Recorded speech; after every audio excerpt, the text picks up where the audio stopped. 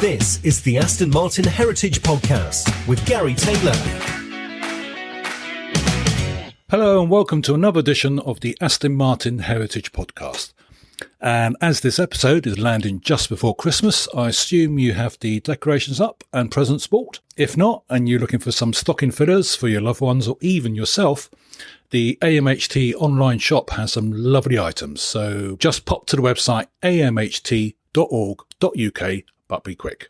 In this episode, we go back to the Aston Martin Heritage Festival held in August at the British Motor Museum. And one of the guest speakers on stage was Callum, the DB7 designer.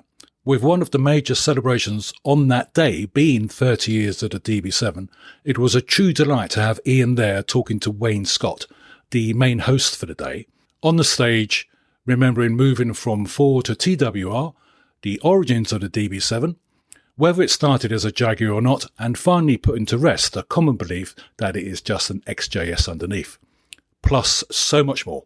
This audio was extracted from the video file, so may not be quite podcast sharp as we would like, but it all adds to the atmosphere and the content is great. Later on in this episode, I talked to Mike Stark about the Aston Hill Centenary event next year, and that's going to be in May, I believe. Anyway, that is to come. Enough from me, so I hand over to Wayne Scott and Ian Callum. Well, ladies and gentlemen, we've seen the cars. We've heard the story of how the history led to the DB7. Now meet the designer. Please put your hands together for my guest, Ian Callum.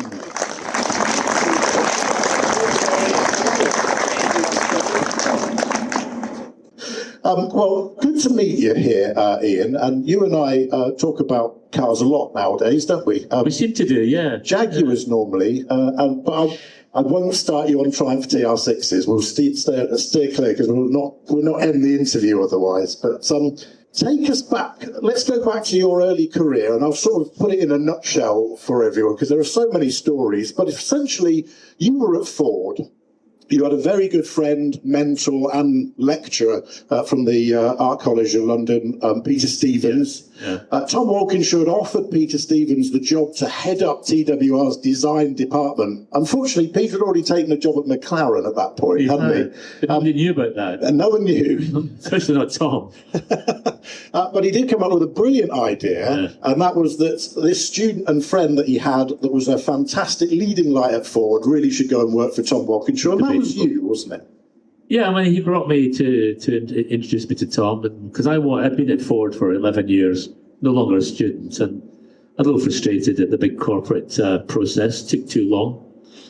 And he said, I want you to meet Tom, and that's how it all came about. I went to meet him, and he gave me the job, pretty much there and then, actually. I just come back from Ghia, Carrozzeria in Italy, produced a car with my brother called the Ghia Via. None of you remember that car, but it was a concept car we designed. He liked it a lot, and he said, yeah, come on board. So I said, what are we going to do? He said, I don't know. So we'll find out. And he promised me all sorts of things, which I knew he was just making up at the time. He says, we'll do a sports car. We'll do a car for Jaguar or Aston or somebody. And it came to fruition. It was quite amazing. He was always a good visionary, Tom, brilliant visionary, you know. He always had plans. It just didn't tell many of you about it. It's interesting when you work for Tom. He would ask you to do one thing, and he'd ask somebody else to do something else, and then he'd ask you to do something else, and all these little pieces were going on around the business. And then suddenly the penny would drop, and you realise it was all part of a bigger picture. And he was very clever that way. He was a great strategist. So when you took on DB7 project, of course it was XX, I think, at that point, wasn't it? Did you have any inkling at all that this would be an Aston Martin, or was it purely the Jaguar that Jaguar didn't want? It certainly was a Jaguar that Jaguar didn't want. It started off that way. We hadn't really got far into it, and Tom could sense the politics were playing against him at Jaguar. And Tom was quite bullish, and I understand, having been on the other side of the fence, that some small company in Oxford suddenly decided to design a Jaguar for them, and you would get upset if you were internally at Jaguar. So he saw this coming, and he said to me very early on, I said, I know we're doing a Jag, and it was it was far from being finished. We were looking at basic package, we were looking at moving the bulkhead around, we're just trying to get the proportions right. And he said, I want you to imagine this as an Aston. Oh, is it? He says, no, it's not, but it could be. And that was actually quite early on. And even while we were working on it, it was always in my mind going to be the Aston. And there was only 3 people knew once we formally decided it would be an Aston. And that was Walter Hayes, myself, and Tom Walkinshaw, as we trundled on with this would-be, might-be Jaguar. But in my heart, it was always going to be an Aston. So you heard it here. And so from a design point of view, you've got a Jaguar engine, the straight six, you've got the XJS underpinnings. How do you turn that into an Aston Martin? What's the creative process, and what are we looking at that makes us think, oh, that's an Aston and not a Jaguar? How do you explain? Well, yeah, it's all about character, isn't it? And I think if you set off with the intent to build a car for a brand, it becomes that brand, and you become very much entrenched in it. So it's about the people doing it, believing what it is. And I know this is kind of ethereal stuff, but it matters. And I remember when we were working on it, the first thing I wanted to do, regardless of what it was going to be, was to change the proportions. The tail end was too long, and the screen was too far back. So we had a lot of work to do to move all these things around. And then we eventually got the proportions of the car right. We had a V12 in the car originally, which is an engine that Tom was just happened to be building, as it happened. I was part of the ones that came and clicked into place through the whole period. I remember Walter brought a prototype. One of the prototypes that were built, the green ones. He brought one of these in, and he brought a DB5 into the studio. And he said, I want you to be inspired by these. And this DB5 sat there for about 6 months. I was very tempted to take it home each evening, but it did stay there. And so we just evolved ourselves into the whole notion of doing Aston Martin. And that's how it came about. Now, the engine was a V12. Then Walter wanted to put the straight six in because it was basically cost reasons. You wanted a 6-cylinder, affordable Aston, which indeed it became. And we put the 6 in, and it didn't fit. It was too tall. So Tom said, well, what does it mean to the exterior style? And I said, well, it means power bulge, a bit like a Jaguar. And he looked at it and he said, I don't like that. Don't like that, he said. I said, I don't like it either. So he went into engineering and marched into the engineering block and said to Pete Dodd, who was then doing the chassis work for the car, engineering it, he said, Pete, Ian wants to drop the engine. He did that very well, quite a lot actually. So it was my fault. And quickly left the room. Yeah, and then he did actually, gone. So after a bit of a barney, we decided we had to redesign the subframe to drop the engine. So it's not an XGS subframe, it's actually redesigned to take the straight six, which admittedly was the AJ6, I think. The rear end was chopped off to be shorter. It meant, of course, a smaller boot, but hey ho, that's the price of style. And the rear end was sitting too high as well, so we redesigned the rear subframe and rear suspension to accommodate a lower ride height. And lots of things like that. The car, I mean, if anybody knew the XGS platform, it was Tom Walkinshaw. He knew it inside out. He also knew what to do with it to make it work well. And, you know, admittedly, the Aston Martin, as the XGS goes, or even the XK afterwards, was a pretty formidable car by comparison. Is it right that there was some outside inspiration for you during this project that might have been built in Japan? Is that true? I think you're going to mention a woman's name there. You know. Can't talk about That's another story. That's another story. Yeah, I was, believe it or not, I was hugely inspired by the Nissan X300, Z300, X300? 300Z? Z300Z, that was it. Yeah, get there. So the Nissan 300Z I thought was a remarkable looking car and proportion car. And I actually managed to borrow one, and I had a long look at it. And that car actually inspires so much of the DB7. Now, I know you look at the two cars now, they're very different, but this is the whole thing that designers see. They see the fundamental bones of a car and how that makes the car look the way it does in order to build it structurally, about the draftsmanship of the car. And so, yeah, it's the 300Z that inspired me. Great looking car. I guess there's a lot of compromise between the concepts that you sketch out as a designer and what actually in reality, of course, then goes into production. For example, I can't imagine that you penned the original design with Mazda 323 rear lights. So how do you manage that change? You did? Yeah. Okay. No, this was one project. This project and the Vanquish that came afterwards was designed very directly. You see, we weren't being interfered by massive corporate suits, if I can call them that, because I eventually became one. But, it was me and Tom and Walter Hayes, and that was it. And Jack Nasser occasionally would pop in. And Jack was a godsend, really, because he was Australian, well, Lebanese Australian, but he actually owned a DBS. And he knew what an Aston Martin was, which was not like the people in Detroit. The CFO at Ford used to call it the Aston Martin. So we had to put him right. He ended up buying one, by the way, so it couldn't have been too bad. But no, this was a car, it was straight cut. Designed to me as about problem solving, and I wanted the shape of the car at the back to be very rounded. I had to find a lamp that would fit, and that lamp fitted. And it had to be sort of in the Ford Empire. And Massa was sort of in the Ford Empire, so we used it. And various other things like that. The budget for this car clearly was very, very low, very small. So when needs must. When needs must. We did have a little bit of a discussion last night with the panel about the wheels that the first DB7 was launched with. Actually, shockingly, you don't see many of them still wearing the original I was wheels. looking for one. But there is one over there. Is it? Yeah, I'll have a look at it. Particular design. How did that come about?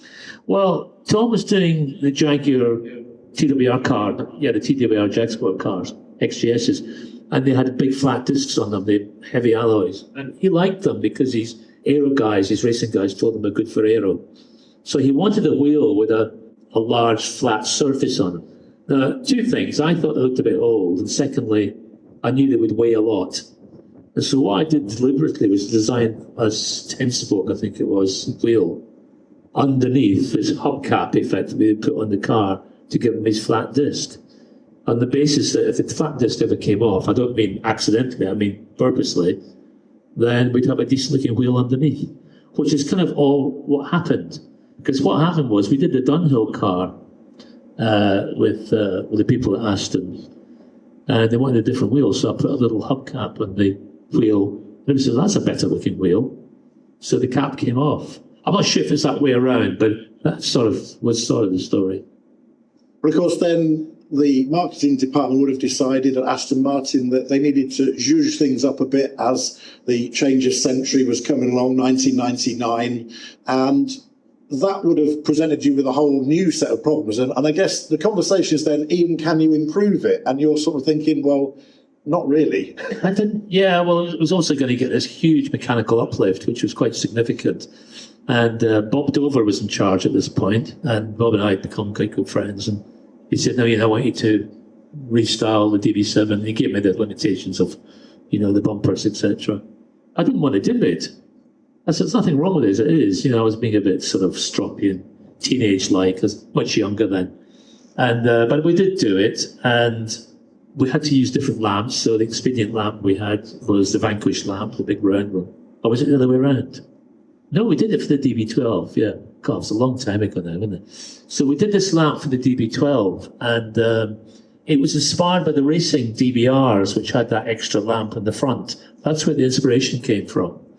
And so we put all the indicators and such like into that lamp in the lower half and gave it a completely different graphic. And then got a better sill, or a larger sill. And I think we put Federal bumper on the back of all of them at that point, which was a bit longer. And nobody noticed, actually.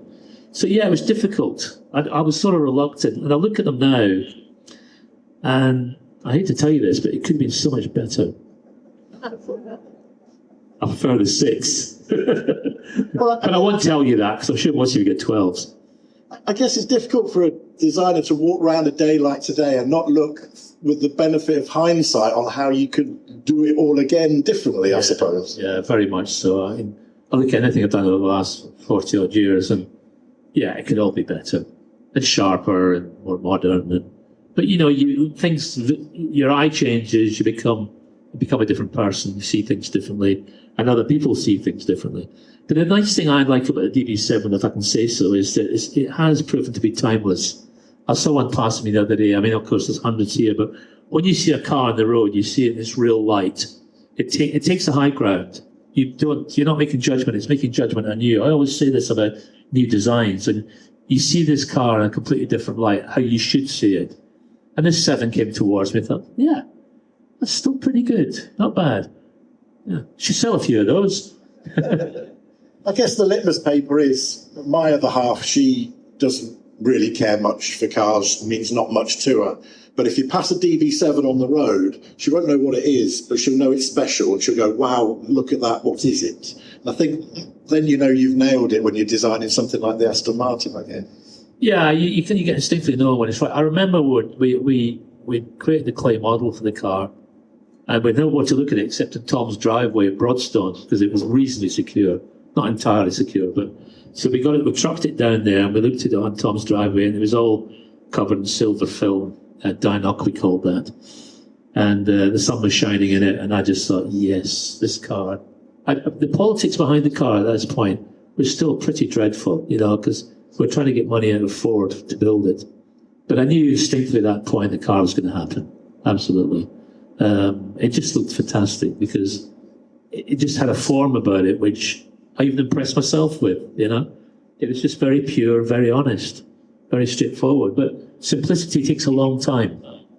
It takes a long time. Simple things, beautiful things don't come easy. It takes a lot of discipline. And I had a good team. I had a great modelling team that created some fantastic shapes in it. You described the freedom that you had at Aston Martin relative to, I guess, your previous time at Ford and, of course, what was then to come for you at Jaguar. When you look back on that period of time now and the freedom that you had, would it be fair to say that perhaps the DB7 is the most important car in your career, would you say?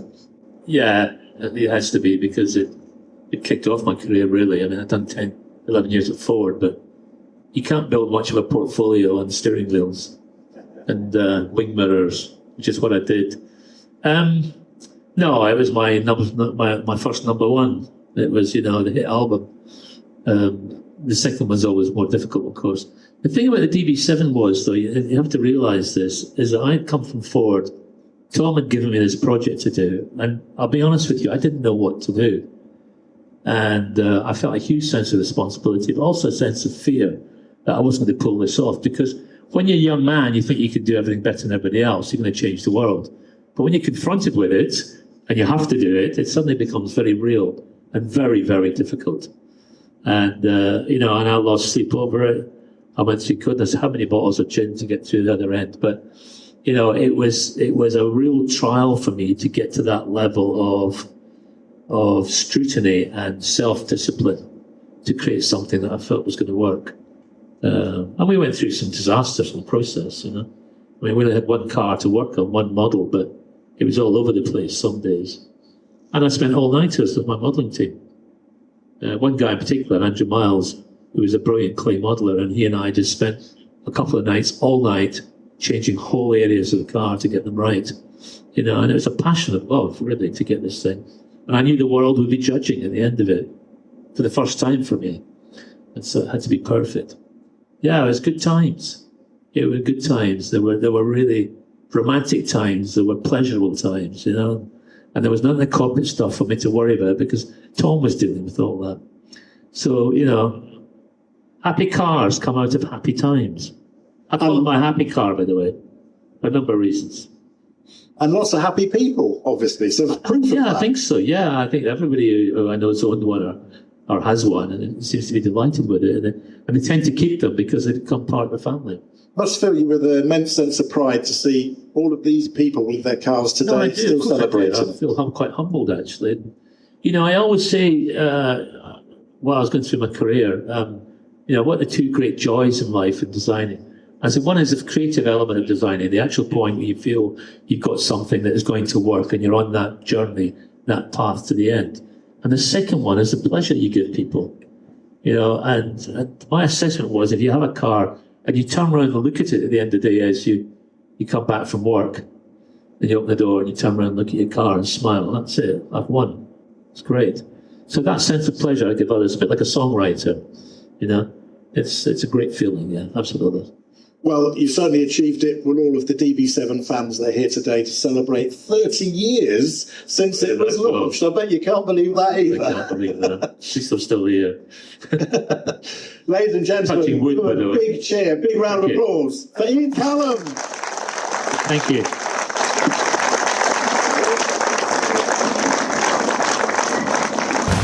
You're listening to the Aston Martin Heritage Podcast.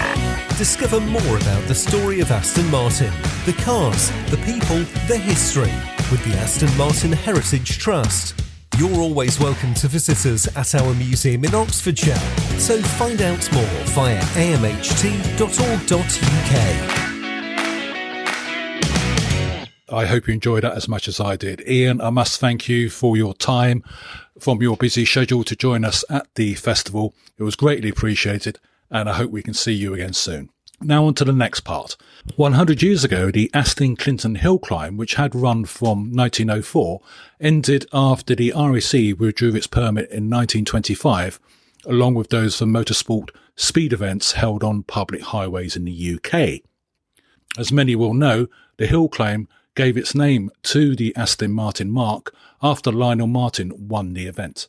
It is now planned to revive the event in May 2025, and I spoke to Mike Stark about this, being the organiser of the event.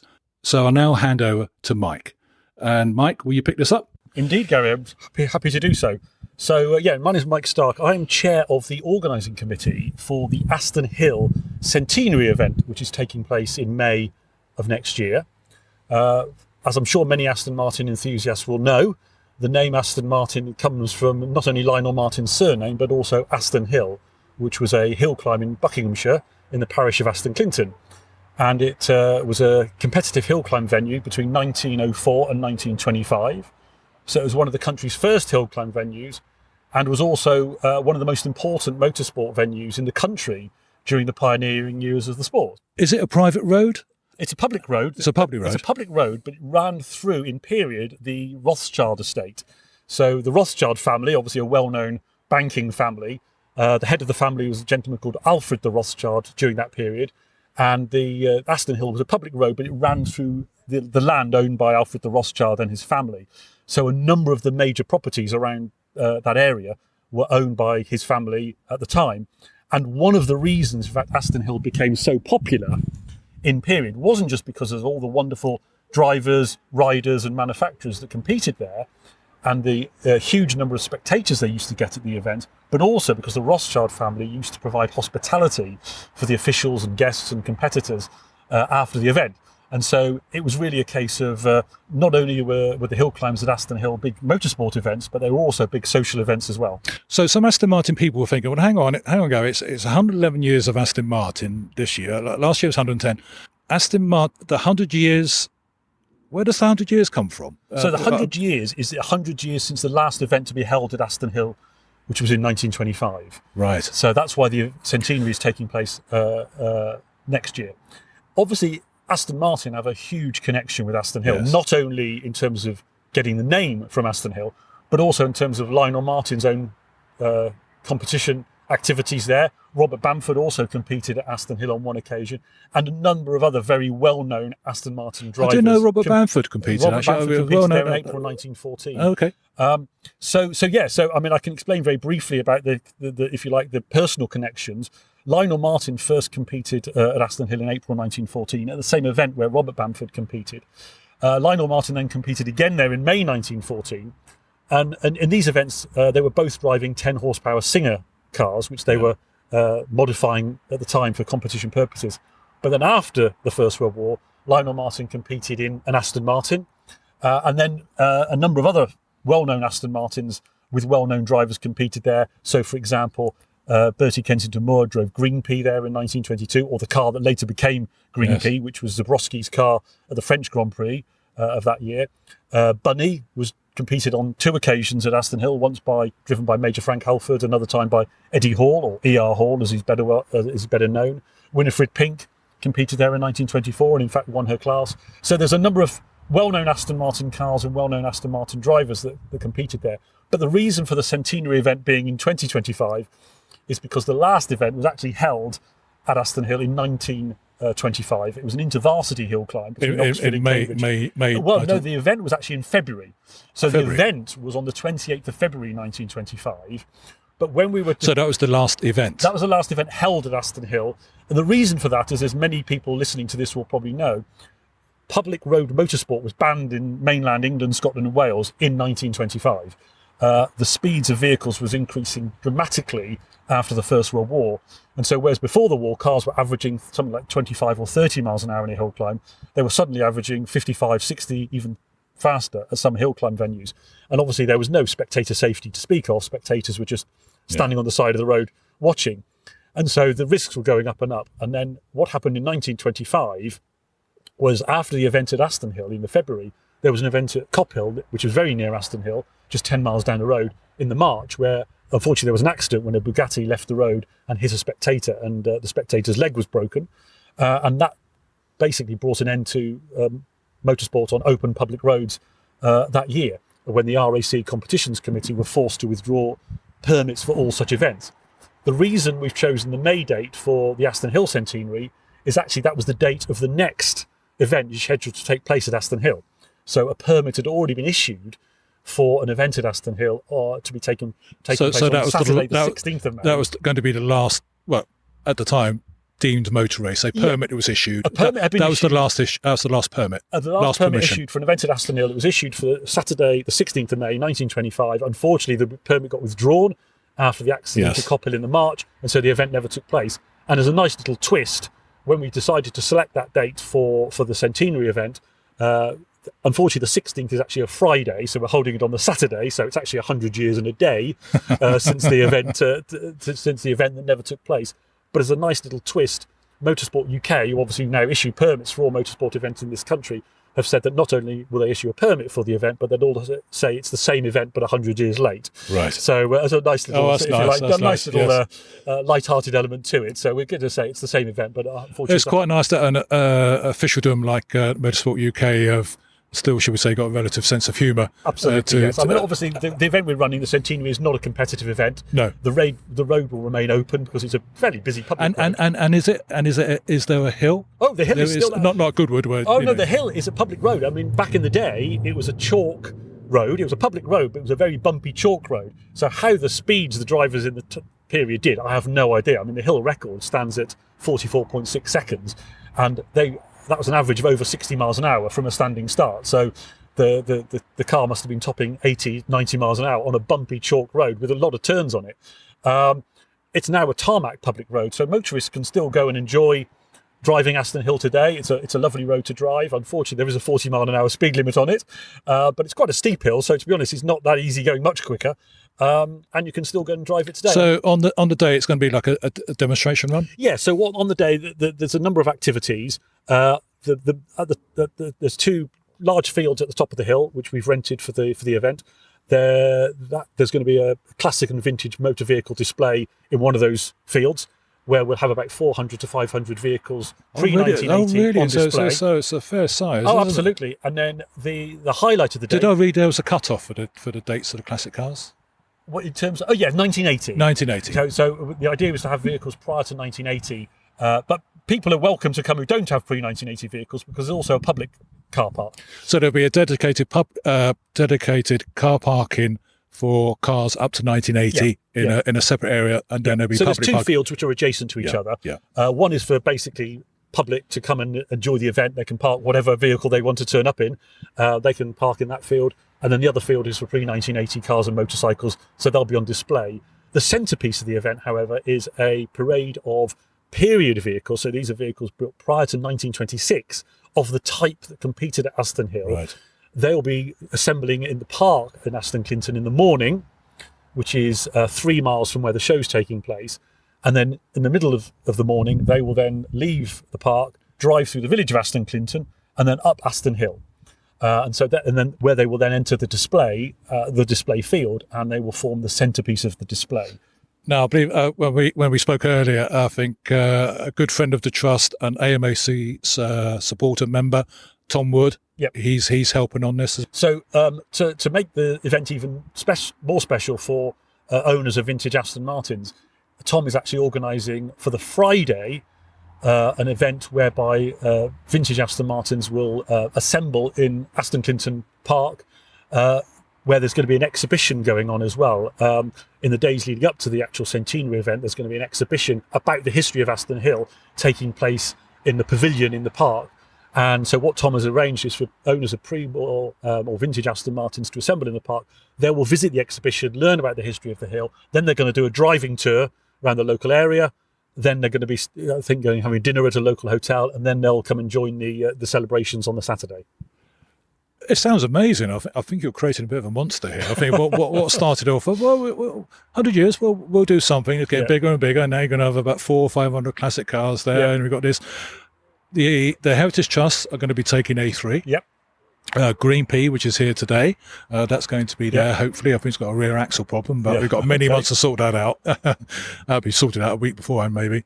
I think you're going to have a tremendous turnout, isn't it? Yeah, we've had an unbelievable response. I mean, as you say, what started as a very small idea several years ago of just doing something to acknowledge 100 years since the last event has grown into a much bigger event than we ever anticipated. And we've got some wonderful vehicles lined up for the parade already.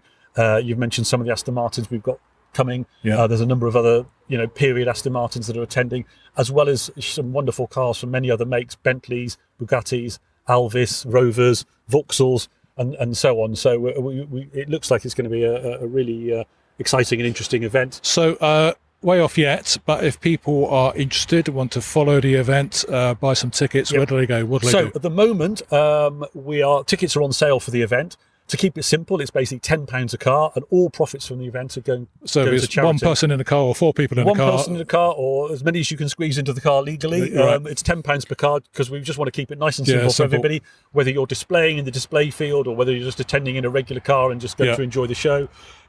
So they're on sale now.